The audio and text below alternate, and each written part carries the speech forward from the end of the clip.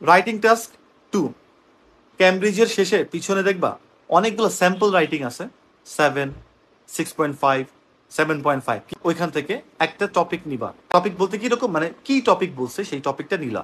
সেই টপিকটা দেখে তুমি উত্তরটা দেখবা না, ওই একই টপিকে তুমি একটা রাইটিং করবা। এই রাইটিংটা করে তুমি তারপরে যখন শেষ হলো তখন যে ক্রস চেক করো যে এই ভদ্রলোক তো 7 পাইছে দেখাচ্ছে, এই আমি যে জিনিসগুলো লিখছি সেই ভদ্রলোক কি সেই জিনিসগুলো লিখছে কিনা, আর আমি যেগুলো ওয়ার্ড ইউজ করছি সেই একই জিনিস যদি মিলে যায়, কোনোটা ও এটা লিখছে আমি ওটা লিখছি, তাহলে আমি যেটা লিখছি আর ও যেটা লিখছে সেটা কি একই কিনা। ও ওই ওয়ার্ডটা ওই কথাটা একই কথা লিখছে কিন্তু ওই ওয়ার্ডটা ও কি ওয়ার্ড দিয়ে লিখলো আর আমি কেন ওই ওয়ার্ড লিখলাম, এই জিনিসটা আমাদের করতে হবে এবং শিখে ডেভেলপটা করতে হবে রাইটিং টাস্ক 2 এর জন্য।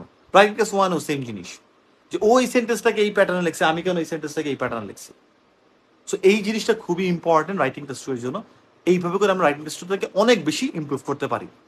ও এখানে 3টা কারণ দিল আমি কেন, এই ক্রস চেকটা ব্যাক ক্যালকুলেশন যেটাকে আমি বলি এটা করতে হবে, এটা মাথায় রাখতে হবে, এটা করতে হবে, রাইটিং এর জন্য এটা খুবই ইম্পর্টেন্ট।